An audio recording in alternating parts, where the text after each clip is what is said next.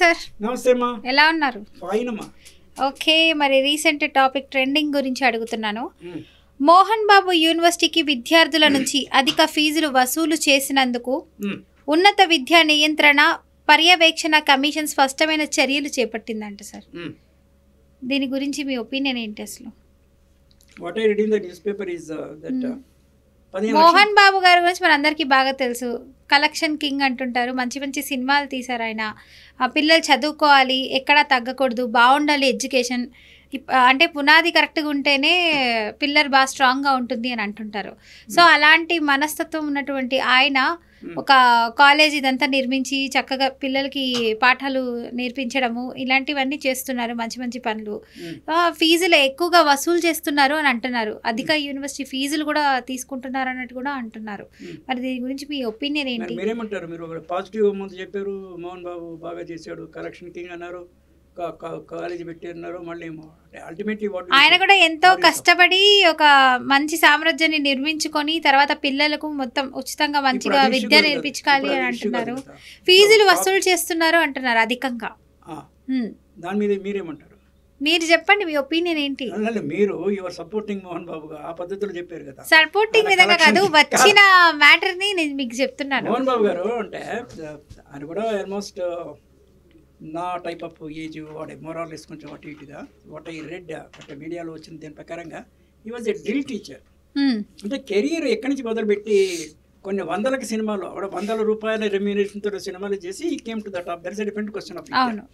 నేను ఒకసారి అప్రిషియేట్ చేసేది అంటే బయట మనం ఏదో పోయి చెప్పడం అని కాదు, మన మైండ్లోనే మనం కొన్ని విషయాన్ని కండెమ్ చేస్తాము, కొంతమందిని అప్రిషియేట్ చేస్తాము. మనం బయట అది చెప్పాల్సిన పని లేదు, చెప్తే చెప్పొచ్చు. ఈయన సినిమా వాళ్ళు ఎవరు ఎక్కడ ఇంజనీరింగ్ కాలేజెస్లో ఎడ్యుకేషన్ ఇన్స్టిట్యూట్ పెట్టిన దాఖలాలు చాలా తక్కువ, ఎక్సెప్ట్ మోహన్ బాబు. ఇంకేమన్నా ఒకటి ఏమన్నా వెలుగులోకి రాని వాళ్ళు ఉంటే ఉండొచ్చు కానీ. But he did it that in a little comparatively backward area in the sense Tirupati దగ్గర రంగంపేటలోనే ఎక్కడో ఉంది స్కూల్ లెవెల్ నుంచి college. Now it is a deemed university.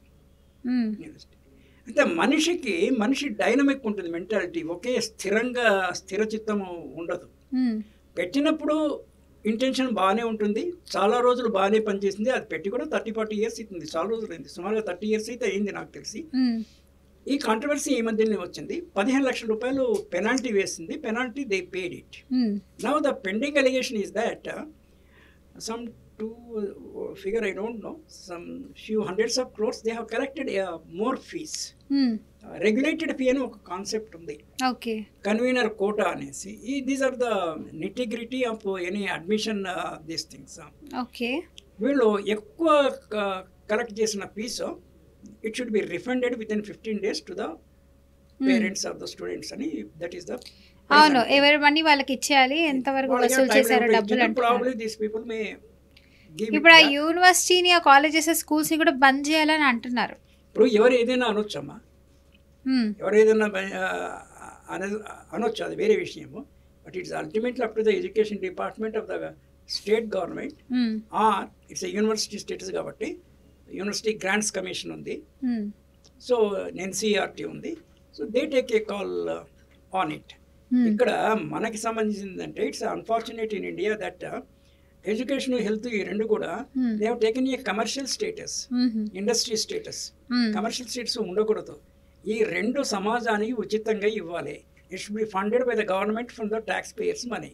ఏది సార్ ఉచితంగా ఇవ్వాలంటున్నారు? Health and education. ఓకే, ఎందుకు అంటే ఇండివిజువల్ హెల్త్ బాగుండేటప్పుడు కదా ఆయన ఏమైనా కాంట్రిబ్యూట్ చేస్తాడు. హెల్త్ అయితే ఓకే సార్, ఎడ్యుకేషన్ కూడా వాళ్ళు ఉచితంగా చెప్పేస్తే మరి ఏమంటారు, మన ఇండియా అదే మన భారతదేశానికి లైక్ మన ప్రభుత్వానికి డబ్బులు రావని అంటుంటారు.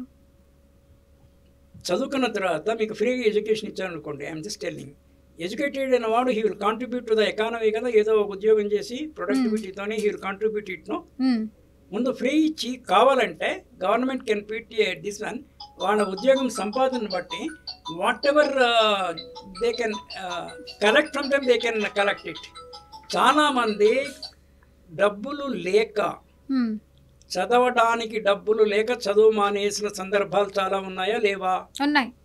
ఎందుకు జరుగుతున్నాయి? కాలేజ్ డ్రాప్అవుట్స్ ఎందుకు జరుగుతున్నాయి? ఎల్కేజీకి 1,00,000 రూపాయలు మినిమం పైన ఉంది. Is it justified from any angle? No, not justified. And నేను మీకు చెప్పాను నా సంగతి కూడా. 5వ తరగతి నేను స్కూల్కే వెళ్ళలేదు, అయినా నాకు నట్టుబడింది ఏం లేదు. ఏ పెద్ద సివిల్ సర్వీసెస్ గ్రేడ్ 1 ఆఫీసర్ అదంతా ఏం కాకపోయినా కూడా I was reasonable a bank manager and I went up to senior management level.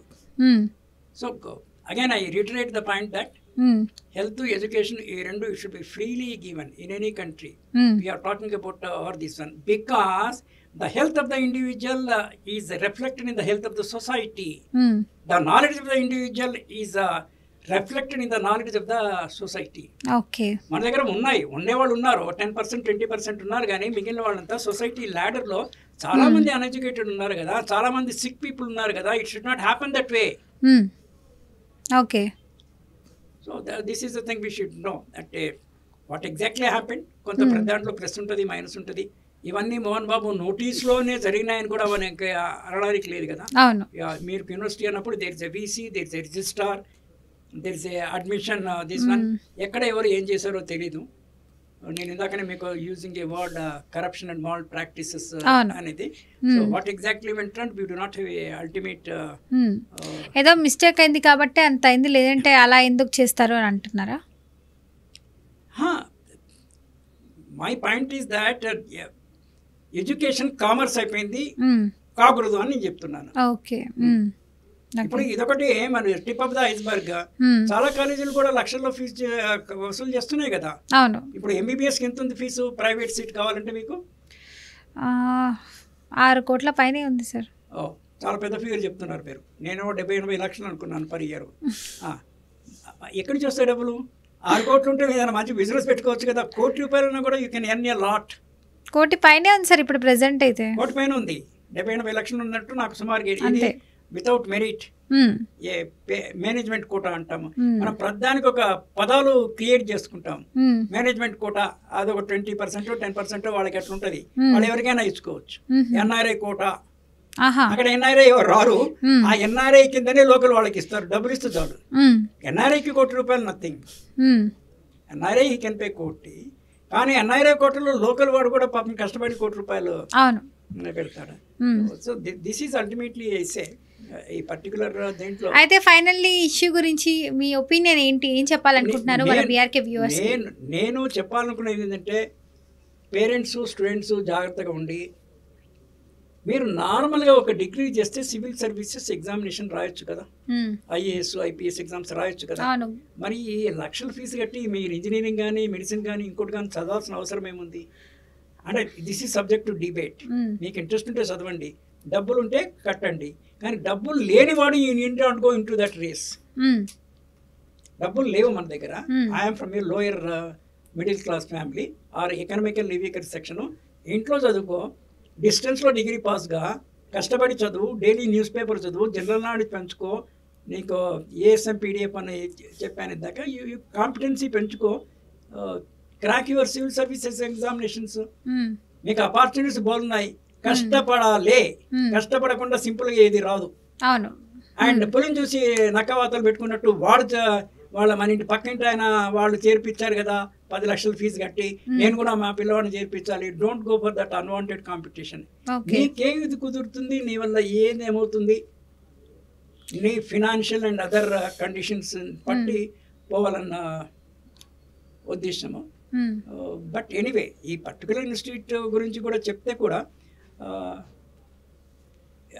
a cinema actor starting a education institute is a rare thing.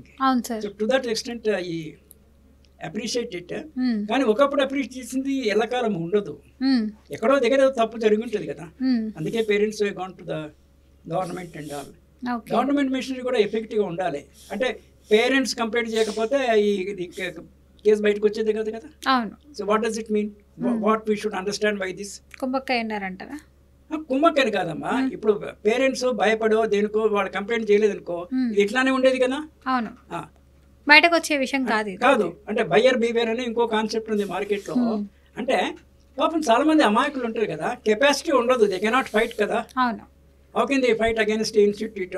మళ్ళీ అప్లాంట్ ఫెయిల్ చేస్తారేమో, ఇంటర్నల్ లో marks ఎన్నో దానికోటి అన్ని link up చేస్తున్నారు ఉంటాయి కదా.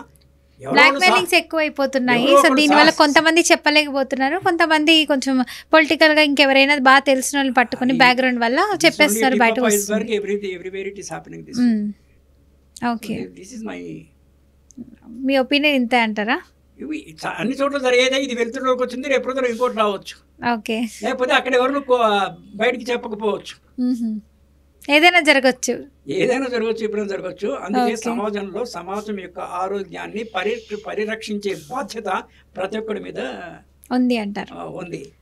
తర్వాత వీళ్ళు కొంతమంది emotional personalities, I don't want to deal with the Mohan Babu's actual personality, కానీ వాళ్ళ ఇంట్లోనే వాళ్ళకి కుటుంబ కలహాలు ఉన్నాయి, పిస్టల్స్ ఉంటాయి దగ్గర.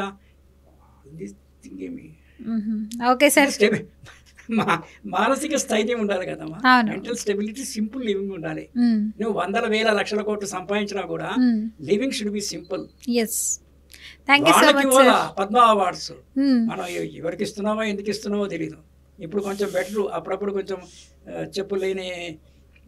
చెప్పులు వేసుకొని షూ కూడా వేసుకోలేని వాళ్ళని గుర్తించి గౌరవించి పద్మ అవార్డ్స్ ఇస్తున్నారు. కానీ గతంలో సినిమా యాక్టర్లకి పద్మ అవార్డ్స్ ఇస్తారు. I don't know why, what is the need?